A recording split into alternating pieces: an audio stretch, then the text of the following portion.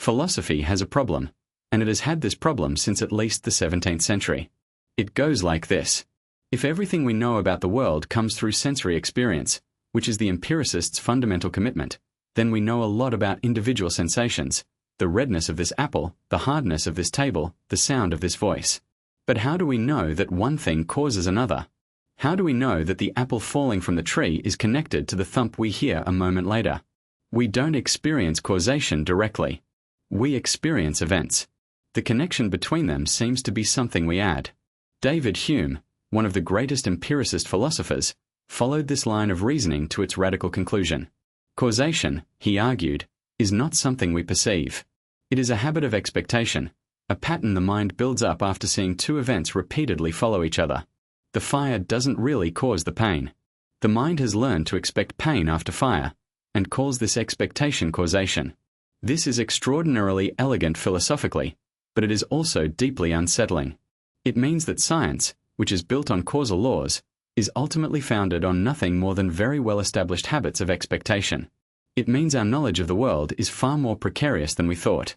Immanuel Kant proposed a different solution.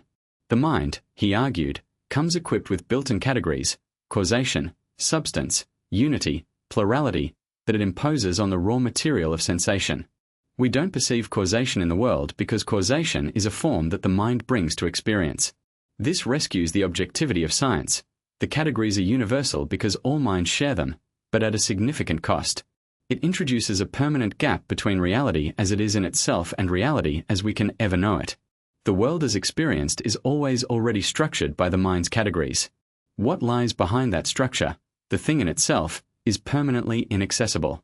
William James looked at this philosophical standoff and said, "Both of you are starting from the wrong place." The problem arises from assuming that experience delivers only isolated, discrete sensations, which the mind must then connect through some additional faculty. But that assumption is wrong. Experience does not deliver only things.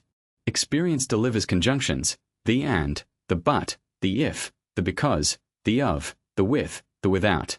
When you turn a corner and encounter a friend, you don't perceive corner, then friend, and then add the relational quality meeting from some separate mental faculty.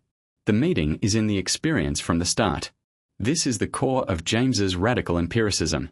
He called it radical because it was more thoroughly empiricist than traditional empiricism. It took experience more seriously, not less. Instead of saying experience delivers bare sensations that the mind connects, he said experience already delivers connected wholes.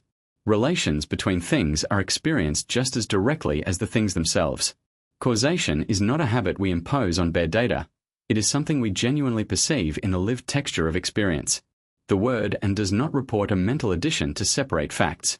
It reports an experience connection that is as real as anything it connects. This resolves Hume's problem without requiring Kant's a priori structures. We know causal relations because we experience them directly, not through abstract inference, but through the immediate texture of living through time. And because we are always already embedded in a world of relations, of experiences flowing into and out of each other, there is no permanent gap between experience and reality.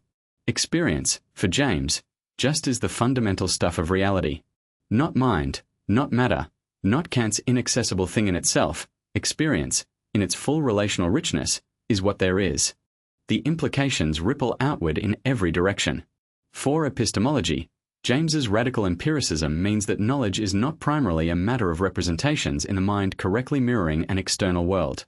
Knowledge is a matter of navigating successfully within experience, of finding paths through the relational flux that prove stable, productive, and reliable.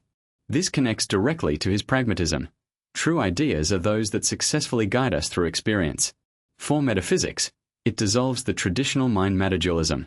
If pure experience precedes the categories of mental and physical, then the long war between idealism and materialism is based on a false starting point. Both mind and matter are carved out of experience, not the other way around. This view anticipates some of the most interesting positions in contemporary philosophy of mind, including neutral monism and certain forms of panpsychism. For everyday life, it offers a reminder that the world is more connected, more flowing, more richly relational than our category systems suggest.